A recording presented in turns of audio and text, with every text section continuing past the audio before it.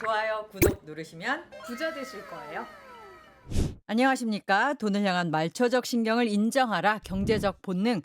오늘은 여러분 속에 잠재된 부자의 본능을 일깨우는 시간입니다. 슈퍼리치만 아는 계산법 시리즈라고 이름을 붙여봤는데요. 일론 머스크에 이어서 두 번째 부자를 만나봅니다. 장사가 안 돼서 고민하는 소상공인들 그리고 출세를 못해서 답답한 직장인들 모두 알아두시면 좋을 어떤 처세, 그다음에 경영 방식, 사고 방식 이런 걸 배울 수가 있는데요. 그래서 이 시점에 주목한 한 기업가가 있습니다. 매출액 세계 1위를 달리는 기업 장사의 신 월마트의 창업자 샘 월튼에 대해서 알아보고자 합니다. 부자들의 사고방식과 행동 양식을 파헤쳐 전달해 주실 분도 모셨습니다. 이상건 미래에셋 투자와 연금센터장 함께합니다. 예, 안녕하세요. 반갑습니다. 월마트 하면은 딱 한국 시장에 진출했다가 망하고 나간 그 기업 아니야? 예, 거기 맞죠. 얘기를 우리가 들어야 돼? 네. 이렇게 바로 생각하시는 분들이 있을 텐데 왜 이 시점에 월마트 창업자 샘 월튼입니까? 예, 그 월마트가 한국에 진출했다가 실패를 하고 이제 국내 대형 할인점에 매각을 하고 한국을 떠났죠. 뭐 아무리 뭐 뛰어난 투자가나 사업가를 하더라도 백전백승은 할 수 없는 거니까 제가 이제 그 개인적으로 월마트의 창업자인 샘 월튼을 굉장히 좋아해요. 음. 왜 좋아하냐면은 우리로 얘기하면 이따 말씀드리겠지만 동네 슈퍼마켓 아저씨예요. 그것도 뭐 서울 대도시에서 한 것이 아니라 그 아칸소라는 미국에서도 굉장히 작은 주죠. 우리나라의 느낌으로 좀 살려주시면 한 어디쯤? 군 단위 정도, 아, 군 단위. 군 단위 정도가 되는 네. 인구 7,000명 소도시에서 슈퍼마켓 같은 걸 해서 세계 최대 유통그룹을 일군 거죠. 우리는 예를 들어서 뭐 혁신, 변화, 성장 이러면은 보통 IT 기업이나 아니면 모바일 기업이나 아니면 네트워크형 기업 이런 것들만 상정하시는데 네. 전형적인 올더 이코노미, 구경제에 해당되는 소매업에서 음. 그 변화와 혁신과 성장을 일궈낸 인물이기 때문에 개인적으로 굉장히 좋아하고 또 이런 경영자가 또 있죠. 그 코스트코 창업자인 짐 세네갈 회장 같은 경우에 지금 물러나셨지만 네. 그것도 조그만 점포 하나로 시작한 거거든요. 음. 이런 기업들이 나왔기 때문에 우리가 이제 성장을 바라보실 때 너무 IT나 이런 뭐 반도체나 이런 거 보시지 마시고 소매업을 보는 곳에서 굉장히 배울 것도 많고 음. 또 더 나아가서 투자 기회도 그렇습니다. 얻을 수 있다라는 거고요.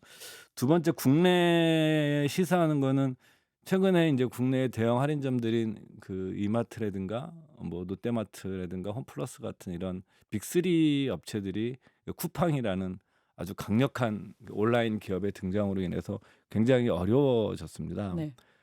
그 미국 같은 경우는 월마트도 그런 도전을 받는 거거든요. 얼마 전에 이제 언론에 보도가 된 것처럼 아마존이 드디어 월마트의 매출을 앞질렀습니다. 그러니까 그런 되게 최근의 일입니다. 예, 네. 바로 며칠 안 된 일이죠. 그럼에도 불구하고 월마트는 지속적으로 마이너스가 아니거든요. 지속적으로 성장을 했고 네. 또 변화를 계속 해오고 있는 기업이기 때문에 우리가 이제 유통업을 이해하는 것 자체는 굉장히 좋다. 저도 뭐 유통업 알겠습니다. 전문가는 아니지만 음흠. 또 유통업은 사람이 살아가는 방식과 가장 밀접한 비즈니스예요. 여러분들이 먹고 쓰고 뭐 입고 이런 것들이 다 유통업과 관련되어 있는 말씀을 거예요. 쭉 들어보니까 예. 아니 당장 자영업자가 엄청나게 많은 우리나라에서 되게 귀감이 될 만한 부분이 있고 투자 예. 여전히 성장하는 기업이니까 우리가 투자하는 그런 대목도 찾아볼 수가 있고 예, 맞습니다. 그리고 말씀하신 대로 대면하는 곳이기 때문에 내가 예. 어떻게 무엇을 배울지도 눈으로 포착하기 좋다. 예. 여기까지 좀 이해하면 될 것 같아요. 예, 맞습니다. 우리가 월마트는 많이 알아요. 그런데 샘 월튼이라는 이름은 조금 약간 생소한데 그래도 이거는 많이 들어보셨을 것 한번 같아요. 질문 하나 던져볼게요. 응. 한 가문, 그러니까 한 가문이죠. 록펠러 가문. 록펠러 가문이 한때 최고의 부자였으니까 미국에서 한 가문으로 봤을 때 재산 다 합하면 한 명씩이 아니라 전부 다 합하면 어느 가족이 돈이 제일 많을 것 같으세요, 미국에서? 아니 우리가 또 다루고 있다 보니까 예. 이 가족인가요? 네, 샘 월튼 집안이 재산이 월튼가. 제일, 월튼가가 제일 많습니다. 제일 많고. 아니 철도 깔고 그런 뭐 대학 뭐 만들고 카네기 뭐 JP 모건 이런 가문도 그 제일 이제 망한 집안이 벤더빌트 집안이죠. 아, 그 그것도 1800년도 금융. 중반에 이제 강도 귀족 시대라고 그러죠. 그 소설가 마크 트웨인이 얘기했던 도금 시대. 그러니까 이제 소위 말해서 강도 귀족이라는 것은 부를 축적하기 위해 수단과 방법을 가리지 않았던 그 초기 자본주의 시대를 얘기하는 건데 미국에. 음. 그때 제일 유명했던 집안이 밴더벨트 음. 집안입니다. 미국의 그 아이비리그 대학 중에 하나가 밴더벨트 대학이 있죠. 그 한참 전에 밴더벨트 가문의 후손들이 모였었어요. 음. 근데 부자가 별로 없었어요. 아. 근데 이제 그렇군요. 월튼가는 그렇고요. 샘 월튼에 대해서 말씀을 드리는 것은 먼저 인제 네. 그 일단 경영가로서의 그에 대한 평가. 네. 그 뭐 저명한 경영 이론가 중에 한 명이 톰 피터스죠. 음음. 예. 성공하는 기업에 관한 책을 써서 세계적인 베스트셀러가 됐던 유명한 음음. 경영 전략가인데 이 사람이 이런 얘기를 합니다. 오직 헨리 포드, 이 음. 포드 자동차의 설립자죠. 오직 헨리 포드라는 예외가 있을 뿐 샘 월튼이야말로 세계의 기업가다.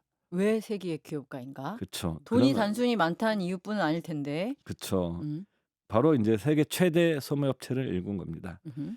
이 소위 말하는 이 기업들 중에 제국 소리를 듣는 기업은 많지 않아요. 음. 근데 우리 월마트는 유통 제국이라는 표현을 쓰거든요. 얼마나 점포수가 되죠? 지금 뭐 5,000개 이상이 넘죠. 네. 음. 그리고 인제 근데 시작은 그 내 시작은 미약하나 내 나중은 뭐죠? 그 창성하리란가요? 예, 창대하리라. 네. 창대하리라는 말처럼 1945년도 미국에서도 가장 작은 주에 속하는 아칸소주. 군단이. 예, 아칸소주에서도 소재지에 속하는 뉴포트라는 지역의 인구 7,000명의 소도시에서 벤 프랭클린이라는 소위 말하는 슈퍼마켓 체인이에요. 잡화점 체인점으로 장사를 시작해서 쉽게 생각하시면 동네 슈퍼마켓 주인 아저씨가 음. 저기 우리로 얘기하면 지방의 어느 군에서 조그맣게 슈퍼마켓 체인점 하던 아저씨가 뭐 롯데슈퍼나 뭐 GS 프레시 이런 거 있잖아요. 그런 프랜차이즈 슈퍼마켓 하던 아저씨가 세계 최대 유통그룹을 읽었다고 생각하시면 돼요. 이 아칸소에서 또 유명한 사람이 한 명 있죠.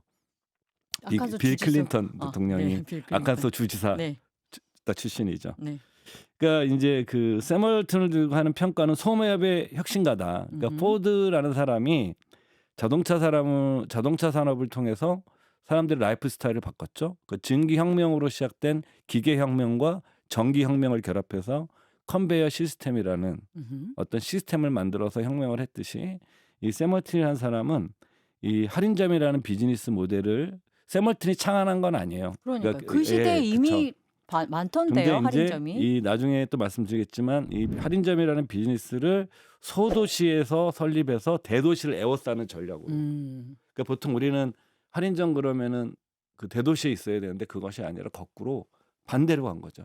그러니까 굉장히 많은 소비자를 만날 수 있는 곳에 많은 물건을 깔아야 한다라고 단순히 생각하는데 그 반대로 했다는 거죠? 예, 그쵸. 그걸 가서 대도시를 에워싸는 방법으로 그 세계 최대의 소매 할인점이 됐고 그러면서 소비 유통과 유통업의 인제 경영 방식을 바꾼 겁니다. 그러니까 샘 월튼은 또 신기술을 잘 도입했어요. 그래서 월마트는 유통업체 최초로 인공위성을 활용했던 기업이에요. 오. 그러니까 인공위성을 어떻습니까? 그러니까 인제 물류 관리라든가 재고 관리. 그다음에 샘 월튼이 전체 직원들하고 회의하는 걸 좋아했는데 그걸 이제 위성을 통해서 그 같이 화상회의 같은 것들도 선구적으로 했던 사람이에요. 의사소통의 중요성 같은 것도 예. 굉장히 알고 있었던 사람인가 보네요. 그쵸. 그리고 뭐 네. 다른 후배 기업가들한테 영향을 많이 미쳤죠. 뭐 제프 베이조스도 그 얘기를 합니다.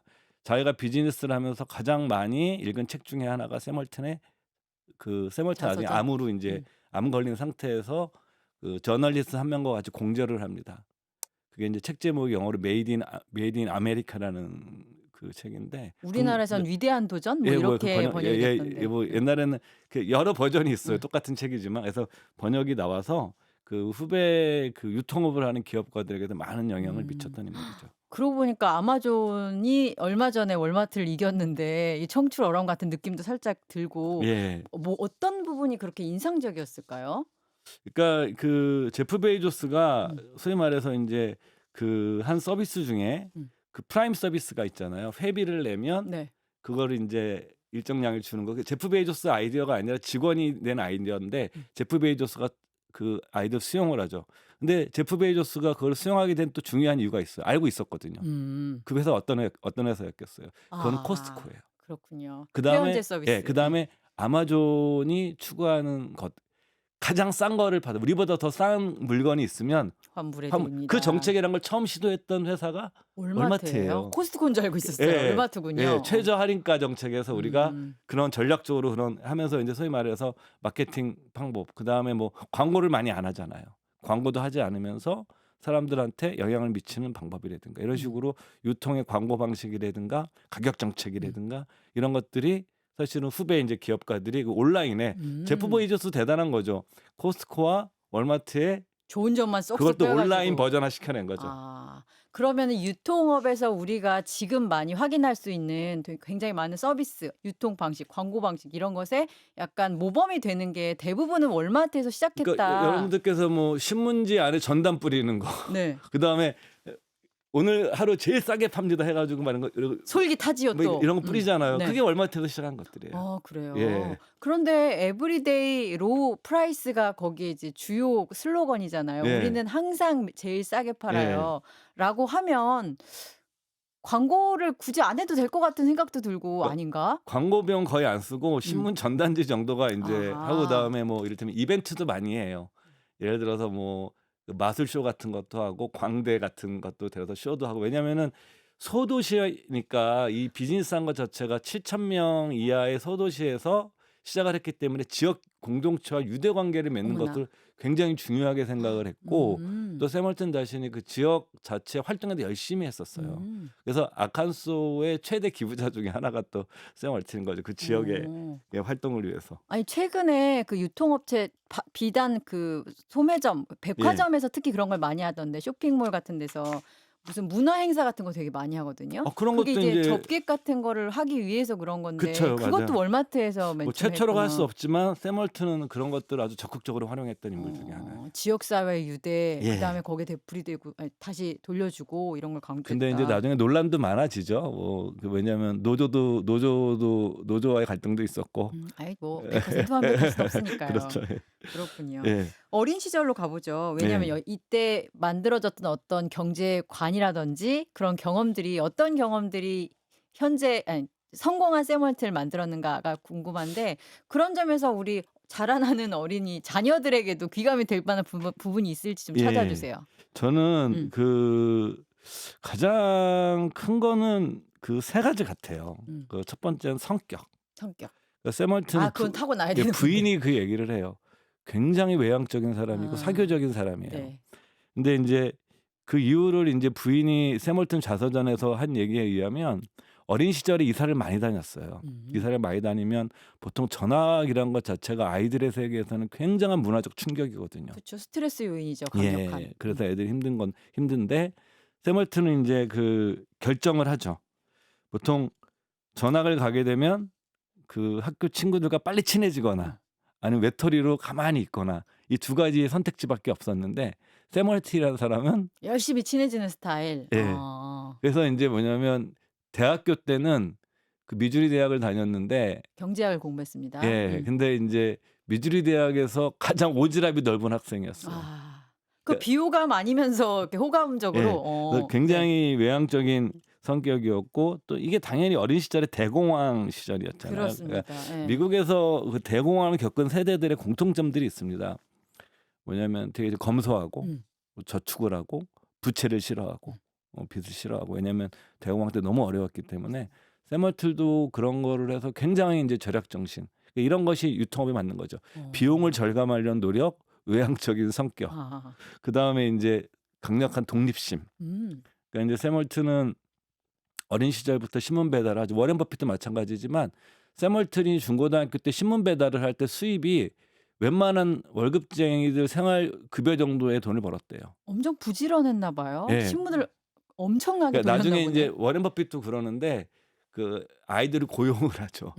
시스템을 만들죠. 세멀튼도 그런 식으로. 세멀트도 유통망 딱 정비하고 그러는 거 보면 이게 이게 사업가로 성공한 사람들이랑 투자가로 성공한 사람들이 좀 성향이 달라요. 세멀트는 사업가로서 성공한 예. 지점이 있는데 제가 이제 그 윌리엄 그린이라는 그 영국의 저널리스트가 쓴 미국에서 활동하는 그 돈의 공식이라는 책을 보게 되면 거기서 이제 그 투자가와 사업가를 비유하는 얘기가 나오는데 투자가들은 혼자 놀기 좋아하는 사람, 책 보는 거 좋아하고, 분석하고 운동도 좋아하는 운동이 뭐 수영, 달리기, 뭐 이런 식으로 아, 하고 혼자 하는 거. 사업가 출신들은 어려서부터 보통 보면 팀플레이 하는 운동들 좋아하고 어. 축구라든가 미식 풋볼이라든가 이렇게 단체 경기 좋아하고 합이 맞아야 하고 예. 비전을 공유해야 그다음에 뭐 되고. 동아리 같은 활동 많이 하고 그렇군요. 그러니까 이런 성향을 경험치가 100%는 아닌데 음. 이런 식의 약간 성향이 다르다고 얘기를 하거든요. 음흠. 그러니까 버핏 같은 경우도 하루 종일 혼자서 앉아서 책만 읽잖아요. 네. 하루에. 그러니까 하루에 자기가 뭐 한 유명한 얘기가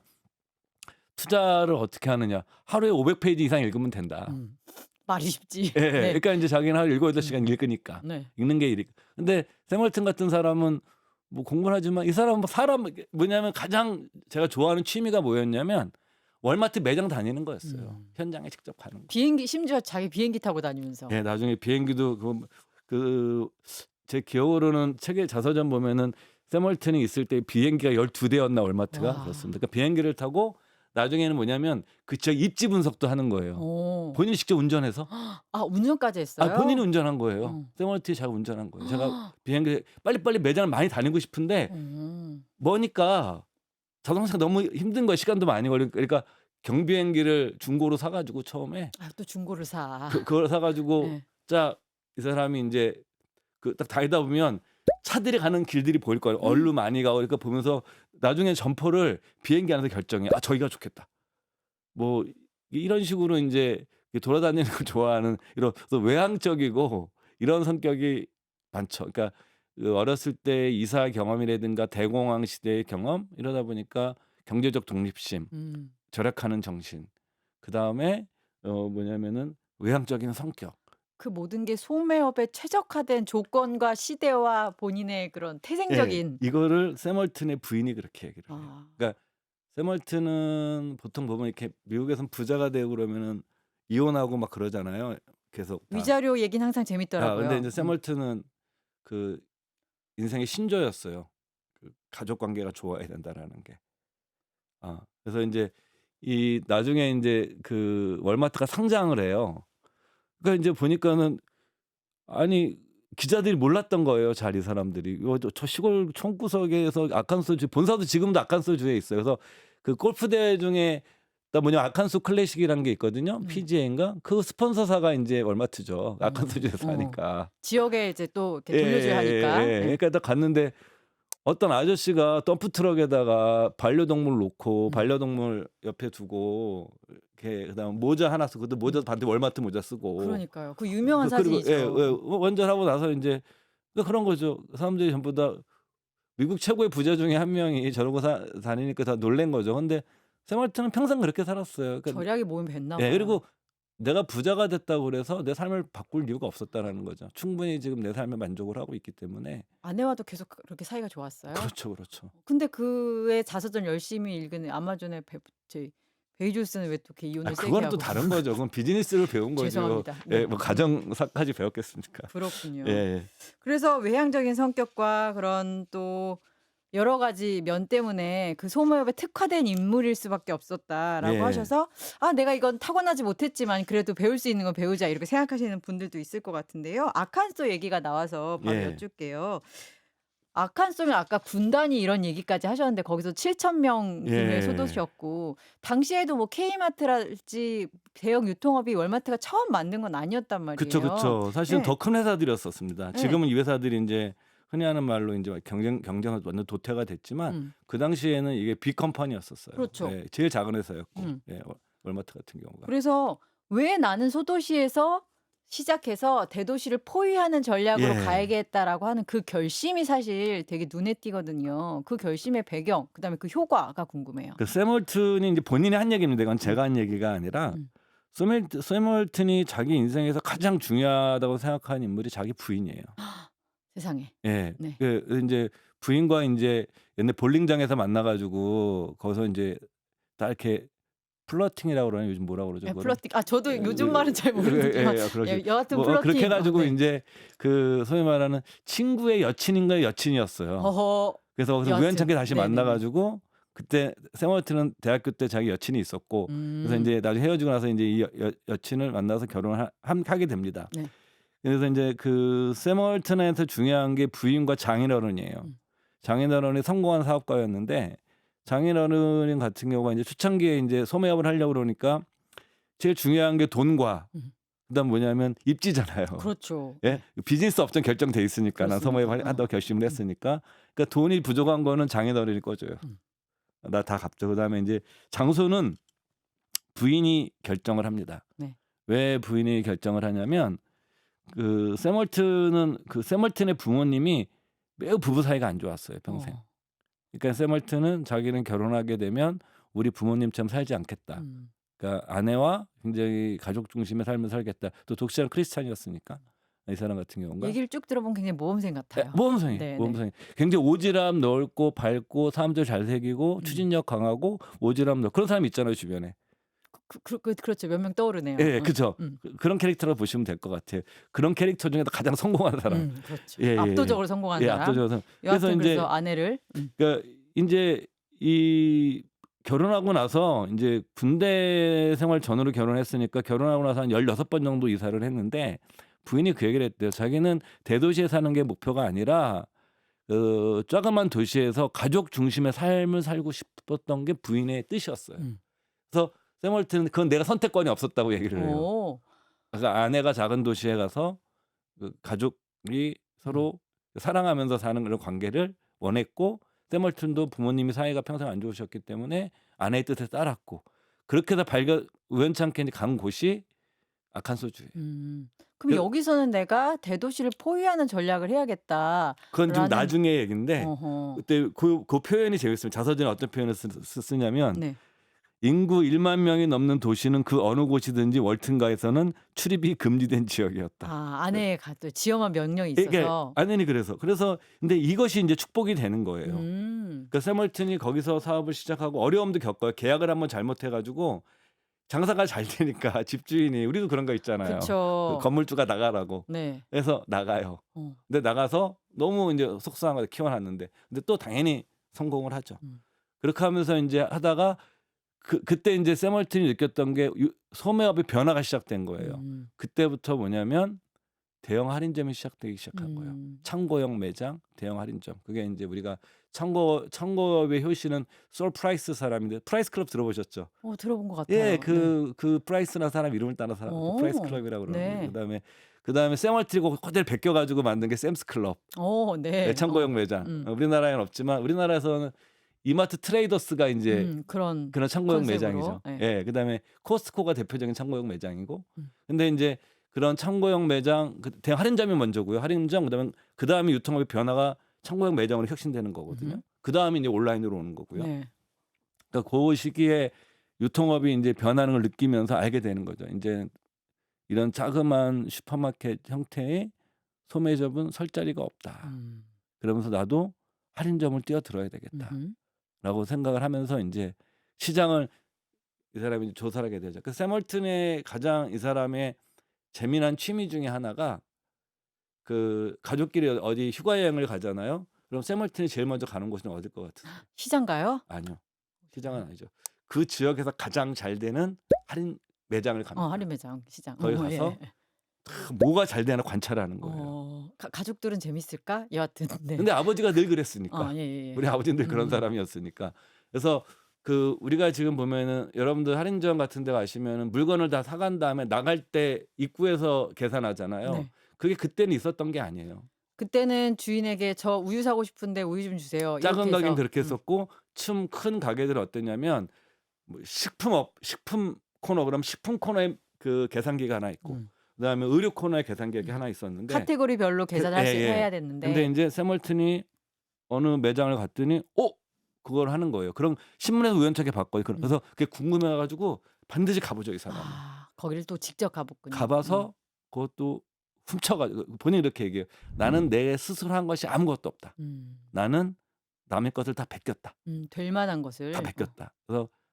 그래서 샘월튼 일종의 모방의 천재예요. 모방이 중요하다는 거 굉장히 중요한 포인트인 것 같아요. 맞습니다. 그래서 경쟁 업체라도 나보다 좋은 게 있으면 기꺼이 그걸 베껴가지고 그것도 베낀 거고 자기는 매대 높이도 내 아이디어가 아니라 베낀 거다. 여기가 얘기가 되네? 이러는 거 항상 보고 다녔다. 예, 그렇죠. 그래서 이제 소도시에 그렇게 대형 할인점을 이제 시작을 하게 된 이유가 첫 번째 소도시에 할 수밖에 없었던 건 돈이 별로 없었으니까. 네. 왜냐면 대도시에는 경쟁자가 많아서 내가 들어갈 수가 그렇죠. 없었고 그다음에 소도시에 하나하나 점포를 늘려가면서 이해를 하게 된 거예요. '아 소도시를 내가 독점하는 전략을 써야 되겠다.' 그리고 그때는 그 소도시들도 나름의 소비 여력이 있었나 봐요. 그쵸. 60 년대니까 나름 막 근데 경제 경제가 성장률이 어려워져도요 여러분들 네. 그 할인 매장의 매출은 잘 안 줄어요. 아. 그러니까 우리가 보면 뭐 경기 침체가 된다 그래서 우리가 뭐 주면은 약간 사치품 중에서도 아주 최고 클래스의 사치품. 예를 들면 에르메스 같은 경우에는 지난해 매출이 15% 늘었습니다. 어. 그러니까 근데 그 중하위권 브랜드들이 있죠. 뭐 구찌라든가 네. 죄송합니다. 그것도 구찌라시는 그런 뜻은 아니고 그런 회사들은 좀 어려운데 네네네.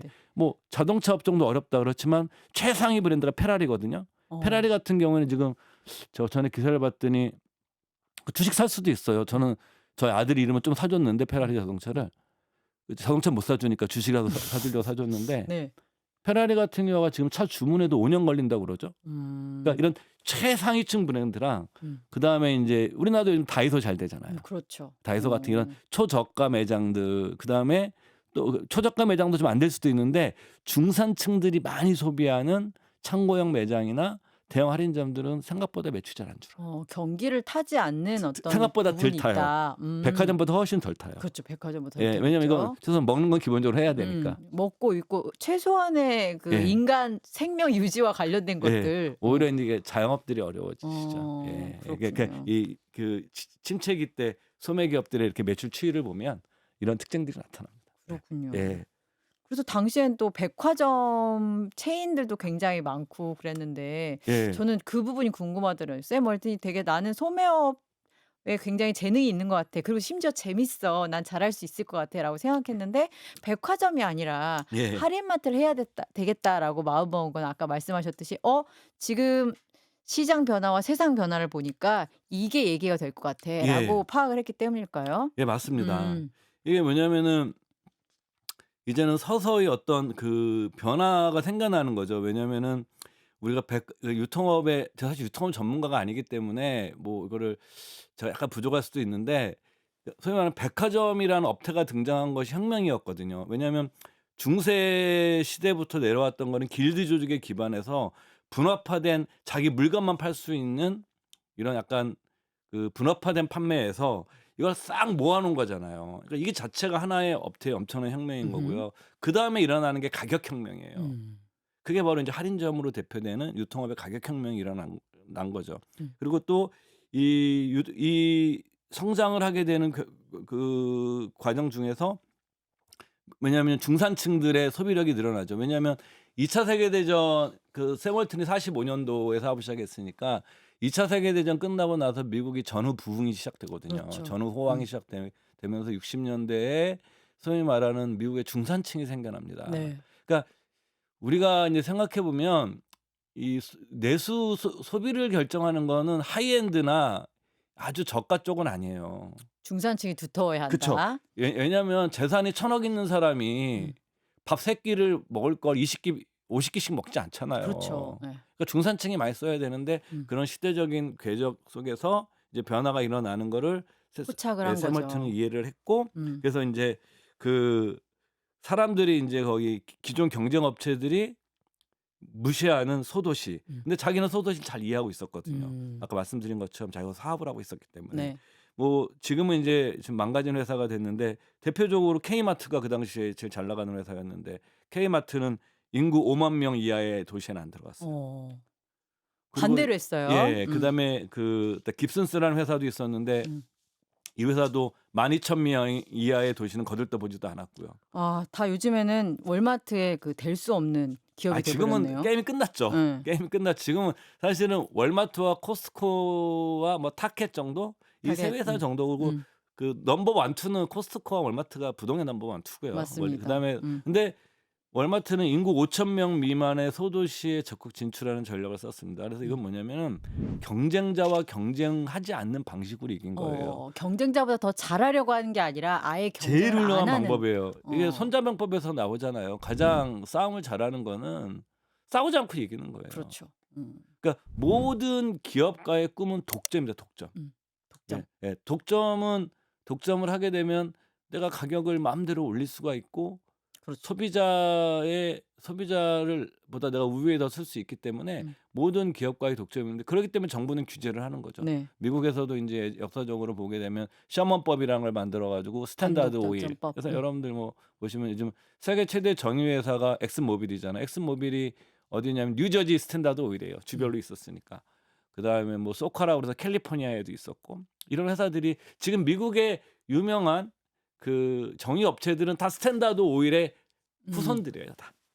예. 쪼개놨으니까 다 정부가. 쪼개놨으니까. 예. 그래서 사실은 그래서 독점이라는 게 이렇게 어려운 거예요. 할 수만 있으면 좋지만 근데 그 자연 독점이라고 그러죠. 음흠. 그러니까 이제 정부의 규제는 받지 않으나 음. 비즈니스 형태는 음. 독점적인 형태를 구축해 나가는 기업이 사실 주식 투자자한테 꿈의 주식이에요.